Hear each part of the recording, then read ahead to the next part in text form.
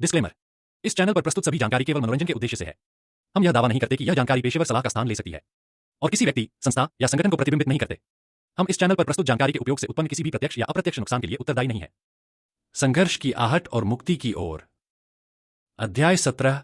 चंद्रमुखी की आत्मा का द्वंद्व। अर्जुन की खोज ने अब तक उसे चंद्रमुखी के जीवन के हर गहरे रहस्य और उसके दर्द के हर पहलू से रूबरू कराया था। परंतु इस पड़ाव पर उसे महसूस हुआ कि चंद्रमुखी की आत्मा में केवल अतीत की पीड़ा ही नहीं, बल्कि एक भीषण द्वंद्व भी विद्यमान था। रात के सन्नाटे में, जब अर्जुन चांदनपुर के एक सुनसान मार्ग पर अकेले घूम रहा था, तो उसे ऐसा अनुभव हुआ मानो किसी दूर कहीं से फुसफुसाहट सुनाई दे रही हो। उस धुंधली रोशनी में चंद्रमुखी की आत्मा अब पहले से कहीं अधिक बेचैन और क्लेशित प्रतीत हो रही थी। उसकी आंखों में अब गहरी उदासी के साथ साथ एक आंतरिक संघर्ष की झलक भी मिल रही थी। वह चाहती थीं कि उनके जीवन का सत्य सामने आए, परंतु साथ ही साथ वे अपने टूटे सपनों, धोखे और अनसुलझे सवालों से भी जूझ रही थीं। अर्जुन ने महसूस किया कि चंद्रमुखी के भीतर दो विरोधी भावनाएं संग्राम कर रही थीं। एक ओर था उस मधुर प्रेम की याद जिसने उनके जीवन में उजाला भरा था, और दूसरी ओर था वह दर्दनाक विश्वासघात जिसने उन्हें अंधेरे में धकेल दिया।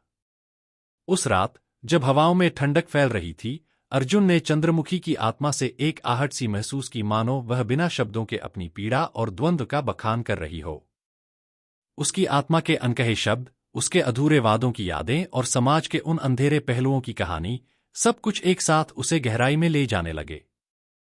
अर्जुन ने ठान लिया कि अब उसे न केवल चंद्रमुखी के अतीत के रहस्यों को उजागर करना है, बल्कि उसकी आत्मा के भीतर चल रहे इस द्वंद्व को भी समझना है, ताकि उसे शांति मिल सके। अध्याय 18। आदित्य के पश्चाताप की खोज। गांव के बुजुर्गों और दस्तावेजों से मिली कहानियों में आदित्य का नाम भी गूंजता था। आदित्य, जिसने कभी चंद्रमुखी के दिल में अनंत उम्मीद जगाई थी, अपने परिवार और सामाजिक दबाव के कारण उस प्रेम से दूर हो गया था। अर्जुन ने महसूस किया कि आदित्य के दिल में अभी भी गहरा पश्चाताप और संताप था, एक ऐसा पश्चाताप जिसने उसे रातों रात मौन कर दिया था। एक पुरानी किताब में लिखी पंक्तियों के माध्यम से अर्जुन ने जाना कि आदित्य अपने खोए हुए प्रेम के दर्द को कैसे सहन कर रहा था। कई वर्षों बाद भी, जब गांव की गलियों में उसकी याद की फुसफुसाहट सुनाई देती थी, तो उसके चेहरे पर एक मध्यम रोष और अनकहे दुख की झलक नजर आती थी। अर्जुन ने उन दस्तावेजों में एक ऐसा अंश भी खोजा जिसमें आदित्य ने चंद्रमुखी के प्रति अपनी गहरी भावनाओं का वर्णन किया था। उन पंक्तियों में छिपा था एक अनमोल पश्चाताप जो अब भी उसके हृदय में दबी हुई थी। मैंने जो भी किया, वह मेरे दिल का एक अधूरा अफसाना है। तेरे बिना मेरी आत्मा भी अधूरी है। ऐसी पंक्तियां अर्जुन की आंखों के सामने आईं। अर्जुन समझ गया कि चंद्रमुखी की आत्मा को शांति तभी मिलेगी जब आदित्य के उस अधूरे पश्चाताप और अनकहे शब्दों को भी उजागर किया जाएगा। उसने तय किया कि वह आदित्य से जुड़े उन अंशों को खोजेगा, ताकि दोनों के बीच के टूटे हुए रिश्ते की कहानी का पूरा सच सामने आ सके। अध्याय 19। गांव में हलचल और अज्ञात संकेत। जैसे जैसे अर्जुन की खोज गहराती गई, गांव में भी कुछ अनहोनी घटनाएं घटने लगीं। रात के समय कुछ घरों से हल्की हल्की चीखें सुनाई देने लगीं, और कई लोगों ने बताया कि मंदिर के पास से किसी महिला की मध्यम आहट सुनाई देती है। गांव के बुजुर्गों का मानना था कि ये संकेत चंद्रमुखी की आत्मा के आगमन के हैं, जो अब भी अपने दर्द का इजहार करने को तैयार थीं। अर्जुन ने इन घटनाओं को ध्यान से नोट किया और समझा कि समाज में फैले अंधेरे पक्षों की भी एक परत है, एक परत जहां लोग अपने दुख और गहरे दर्द को छुपाकर रखते हैं। उसने महसूस किया कि चंद्रमुखी की आत्मा की पीड़ा केवल व्यक्तिगत धोखे का परिणाम नहीं थी, बल्कि समाज के उन कड़वे अनुभवों का भी परिणाम थी, जिन्हें अक्सर अनदेखा कर दिया जाता है। एक रात, जब अर्जुन गांव की गलियों में अकेला घूम रहा था, तो उसे अचानक एक पुरानी दीवार पर उकेरी हुई पेंटिंग नजर आई। उस पेंटिंग में एक महिला की आकृति थी, जिसके चेहरे पर दुख और विरह की झलक साफ दिखाई दे रही थी। उसने महसूस किया कि यह पेंटिंग चंद्रमुखी से जुड़ी हो सकती है, शायद गांव के किसी कलाकार ने उनकी कहानी को इस रूप में कैद कर दिया था। इस रहस्यमयी संकेत ने अर्जुन के मन में एक नई आशा की किरण जगा दी कि यदि वह इन संकेतों को सही से समझ सके, तो वह चंद्रमुखी की आत्मा को मुक्ति दिला सकेगा। अध्याय 20। मुक्ति की ओर पहला कदम। अर्जुन ने गांव के एक पुराने संत से मिलने का निर्णय लिया, जिनकी विद्या और आध्यात्मिक ज्ञान की चर्चा दूर दूर तक की जाती थी। संत बाबा हरिदास ने उसे बताया कि आत्माओं को मुक्ति देने के लिए केवल सत्य का उजागर करना ही पर्याप्त नहीं होता, बल्कि उन्हें सही दिशा और आशीर्वाद की भी आवश्यकता होती है। जब तक आत्मा अपने अतीत के दर्द और द्वंद्व को स्वीकार नहीं कर लेती, तब तक उसे शांति नहीं मिल सकती, बाबा हरिदास ने धीमी, गहरी आवाज में कहा। उन्होंने अर्जुन को एक विशेष पूजा विधि और मंत्रों का पाठ करवाया, जिन्हें अंजाम देने से चंद्रमुखी की आत्मा को मुक्त करने में सहायता मिल सकती थी। अर्जुन ने बाबा हरिदास के निर्देशों का पालन करते हुए चांदनी रात में एक विशेष स्थान पर पूजा की तैयारी शुरू की। उस स्थान को गांव में शांति चौक कहा जाता था, एक ऐसा स्थान जहां प्राकृतिक ऊर्जा का प्रवाह अत्यंत शांतिपूर्ण था। वहां उसने चंद्रमुखी की आत्मा के लिए एक विशेष दीपक, पुष्प और फल अर्पित किए। पूजा के दौरान आकाश में चांद अपनी पूर्णिमा की चमक बिखेर रहा था, मानो प्रकृति भी इस प्रक्रिया में शामिल होना चाहती हो। पूजा के अंत में बाबा हरिदास ने अर्जुन को चेतावनी दी, धैर्य रखो पुत्र। आत्मा की मुक्ति एक दिन में नहीं होती। हर कदम, हर मंत्र, हर आहट, ये सब उस आत्मा के अतीत के दर्द को धीरे धीरे हल्का करेंगे। अर्जुन ने उनके शब्दों को अपने दिल में बसा लिया और ठान लिया कि वह हर संभव प्रयास करेगा ताकि चंद्रमुखी की आत्मा को वह शांति मिल सके जिसकी उसे लंबे समय से तलाश थी। अध्याय 21 संघर्ष के बादल छटते हुए। पूजा के कुछ दिनों बाद अर्जुन ने देखा कि गांव में हल्की हल्की सकारात्मक बदलाव आने लगे हैं। मंदिर के पास चंद्रमुखी की आत्मा की उपस्थिति में भी एक मधुरता सी वापस आ गई थी। कई लोगों ने बताया कि अब रातों में डरावनी चीखों की जगह आत्मिक शांति की अनुभूति होने लगी है। लेकिन अभी भी चंद्रमुखी की आत्मा के भीतर का द्वंद्व पूर्ण रूप से मिटा नहीं था। कई बार अर्जुन ने महसूस किया कि आत्मा के दो पहलू, एक ओर था प्रेम और यादों का उजाला, तो दूसरी ओर था गहरे दर्द और धोखे का अंधेरा, एक दूसरे के विरुद्ध लड़ते हुए नजर आते थे। उस द्वंद्व का समाधान तभी संभव था जब आदित्य के अधूरे पश्चाताप और समाज के उन अन्यायों को भी खुले तौर पर स्वीकार किया जाए जिनके कारण चंद्रमुखी की आत्मा को इतनी पीड़ा झेलनी पड़ी। अर्जुन ने गांव के लोगों और उन बुजुर्गों से पुनः बातचीत शुरू की जिन्होंने आदित्य और चंद्रमुखी के संबंध में अपनी कहानियां साझा की थीं।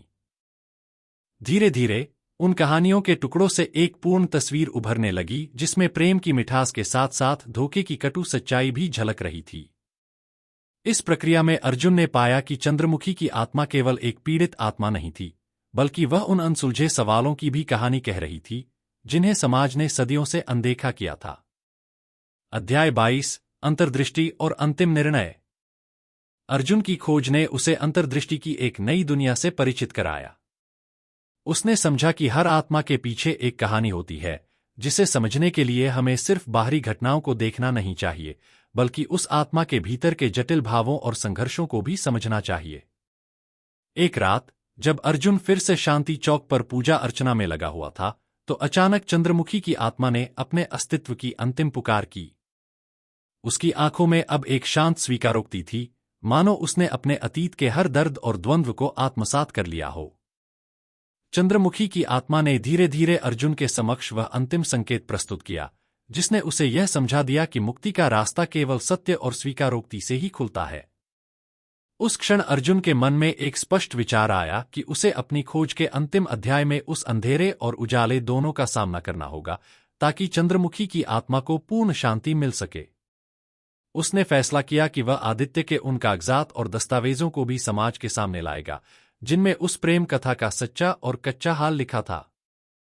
साथ ही वह समाज के उन अन्यायों को भी उजागर करेगा जिन्होंने चंद्रमुखी के जीवन को इतना दुखद बना दिया।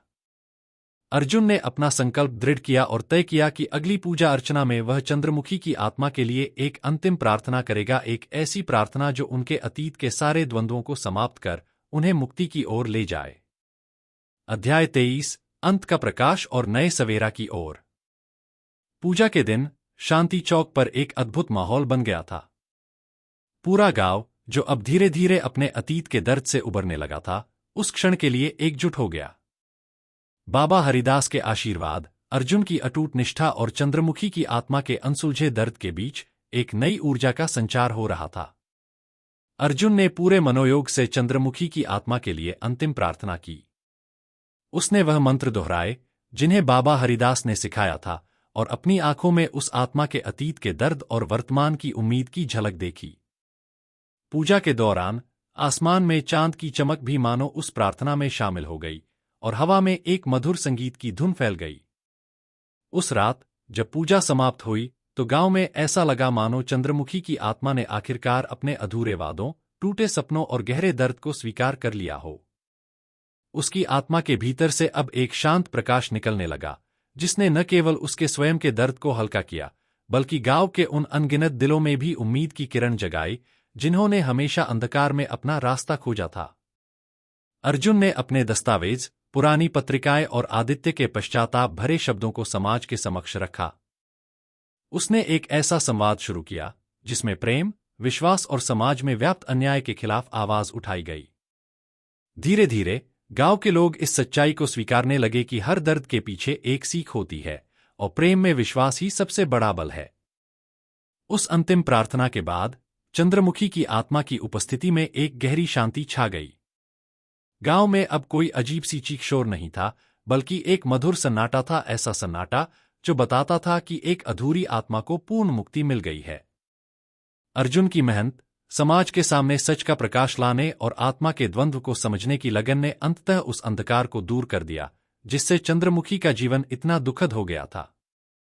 और इस प्रकार उस रात के बाद चांदनपुर में एक नए सवेरा की शुरुआत हुई। लोग अब उस अतीत को भूलकर भविष्य में विश्वास और सच्चाई के साथ आगे बढ़ने लगे। चंद्रमुखी की आत्मा अब अमर हो गई थी, न केवल अपनी पीड़ा से मुक्त होकर, बल्कि एक प्रेरणा बनकर जिसने समाज के उन अनदेखे दर्दों को भी उजागर कर दिया था जिन्हें अब स्वीकार करना था। अर्जुन ने भी महसूस किया कि उसकी यह यात्रा केवल एक रहस्योद्घाटन नहीं थी, बल्कि आत्मखोज और समाज के सुधार की दिशा में एक महत्वपूर्ण कदम था।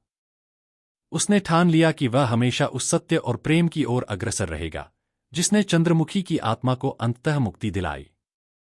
इस भाग में अर्जुन ने चंद्रमुखी की आत्मा के भीतर छिपे द्वंद्व, आदित्य के पश्चाताप के संकेत और समाज के उन अंधेरे पहलुओं का सामना किया जिनकी वजह से उस आत्मा को लंबे समय से पीड़ा झेलनी पड़ी। उसकी इस खोज ने न केवल उसे व्यक्तिगत रूप से प्रभावित किया, बल्कि गांव के लोगों के दिलों में भी परिवर्तन की नई लहर दौड़ा दी। नेक्स्ट भाग में और भी दिलचस्प मोड़ आने वाले हैं। आज का भाग कैसा लगा? अपनी राय कमेंट में जरूर बताएं।